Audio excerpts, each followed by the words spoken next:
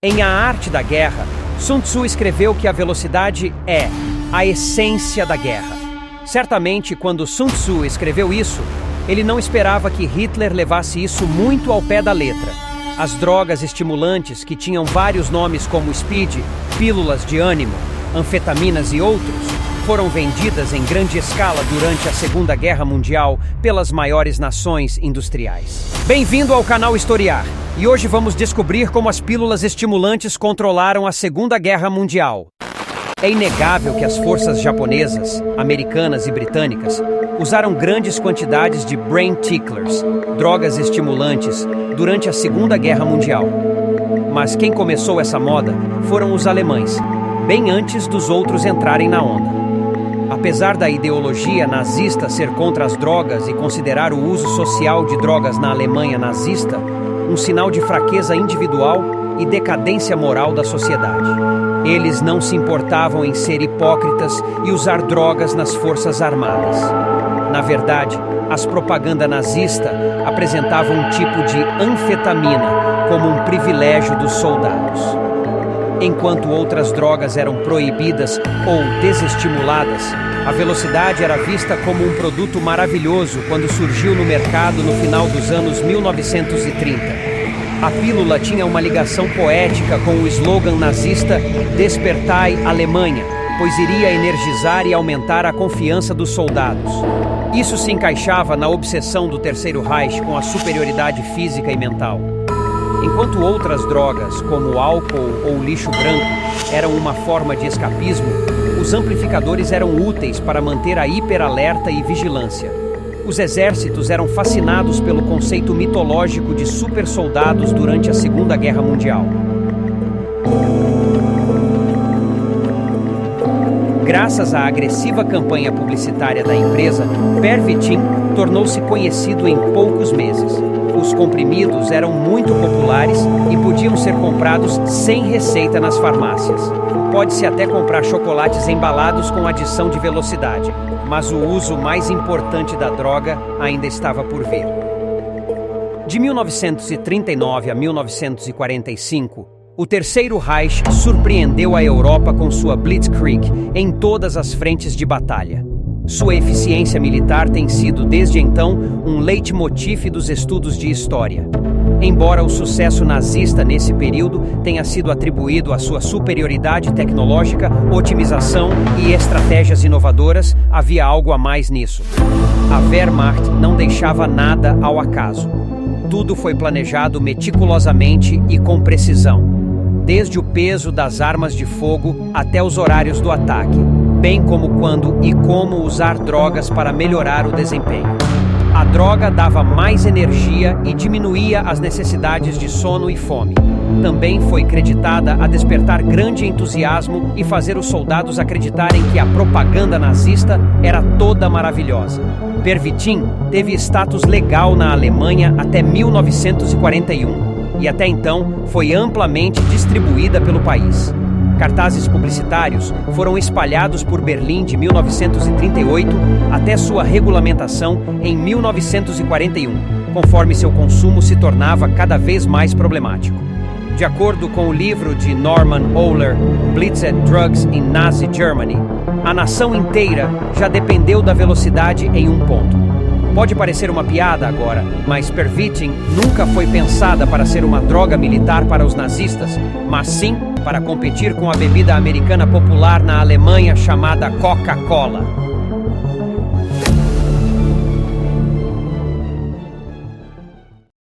Após a pesquisa conduzida sob a liderança de Otto Ranke, o Pervitin foi introduzido nas rações diárias dos soldados nazistas e deveria ser consumido até 2 vezes por dia.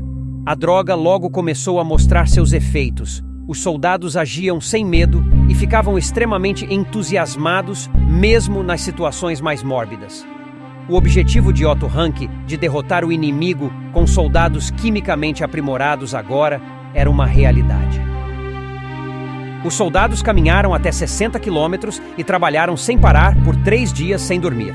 Esta foi a maior ajuda que ajudou a invasão da Polônia em 1939, a Blitzkrieg pelas Ardenas francesas em 1940 e a Campanha dos Balcãs de 1941, onde os alemães lutaram incessantemente por 11 dias. Otto Rank estava maravilhado com o sucesso de sua pequena descoberta e também se tornara um usuário diário da droga. Ele estava vivendo o sonho da grandeza nazista de dominar o mundo e se vendo ao lado de Hitler em nenhum momento.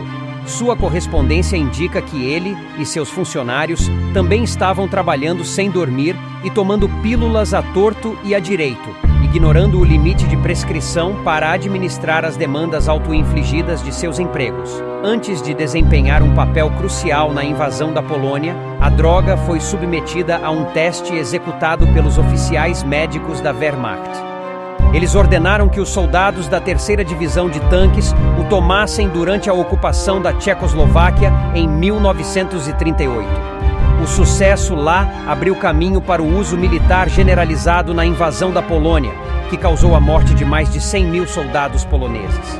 Este foi o momento em que o termo Blitzkrieg ou Guerra Relâmpago passou a existir. Estar em alta velocidade permitiu que os soldados alemães enfatizassem a pressa e a surpresa para pegar o inimigo desprevenido e atropelá-lo.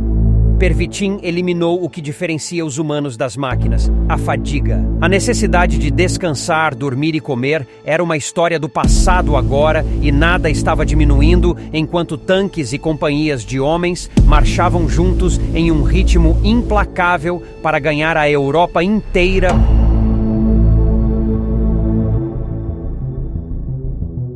Nada neste universo é tão benevolente quanto Pervitin prometia ser para a Alemanha de Hitler. A droga, obviamente, tinha seus efeitos colaterais. Os primeiros relatórios encontrados nos arquivos mencionaram efeitos adversos como exaustão, dores no coração e problemas de circulação. Este instigou um estudo posterior liderado pelo Reichsheldführer, Leonardo Conti, que, entre outros, logo fez soar o alarme sobre os riscos da Pervitin, e isso levou à sua regulamentação e proibição em 1941. O medicamento agora estava disponível apenas por meio de receita, mas os avisos caíram em ouvidos surdos. Apesar da retórica antidrogas de Hitler e do Partido Nazista disseminada desde 1933, os novos regulamentos foram amplamente ignorados. Eles também tinham uma razão perfeita para isso. Toda a Alemanha estava viciada em Pervitin e a proibição repentina causou uma grande retirada nacional.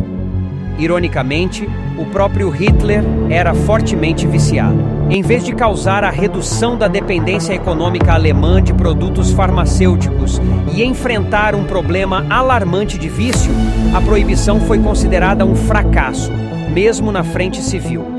Os militares nem ligaram para a proibição ou regulamentação. Na verdade, os militares pareciam considerar legítima a sua distribuição, especialmente devido aos benefícios de curto prazo que proporcionava ao exército. O consumo aumentou durante a malfadada Operação Barbarossa de junho a dezembro de 1941, imediatamente após a imposição das restrições. Há também um lado conspiratório do regulamento.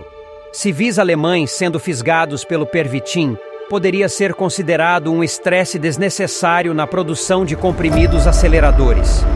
Portanto, é inteiramente possível que a farsa da proibição tenha sido criada apenas para garantir mais abastecimento aos soldados que estavam prestes a enfrentar o Exército Vermelho em suas terras.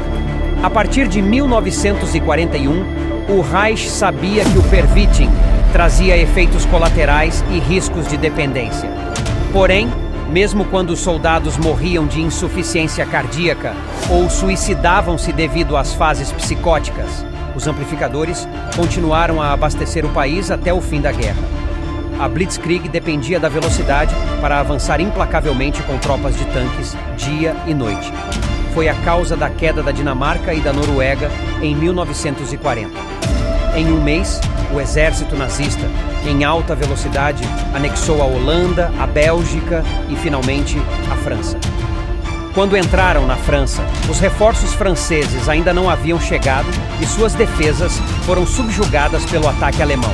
Os tanques alemães cobriram 240 milhas de terreno desafiador, incluindo a floresta de Ardennes, em 11 dias. Eles também contornaram as entrincheiradas forças britânicas e francesas, que erroneamente presumiram que as Ardenas eram intransitáveis. Os paraquedistas às vezes pousavam antes do avanço, causando caos atrás das linhas inimigas. De acordo com a imprensa britânica, esses soldados estavam fortemente drogados, destemidos e furiosos como os vikings. Até Churchill confessou que ficou pasmo com a invasão de todas as comunicações e do campo por uma incursão irresistível de veículos blindados. Ele admitiu em suas memórias que foi a maior surpresa de sua vida. Fornecer aos soldados doses diárias inevitavelmente os tornava, e seu desempenho, dependentes de pervitin. E quando o suprimento acabou, a escassez e a retirada causaram o caos entre as fileiras alemãs. O exército não estava controlando a pervitina. Era a pervitina controlando o exército. Na verdade, Morel, que ironicamente apresentou de Führer Hitler a droga, também revelou durante os interrogatórios como o próprio vício de Hitler em pervitin levou a decisões estratégicas ruins, resultando na vitória do inimigo na Normandia e, por fim, na queda de Berlim. Mas e você? Acha que a Segunda Guerra Mundial teria sido diferente sem o uso de pervitin? Comente aí embaixo. Obrigado mais uma vez por assistir o canal Historiar.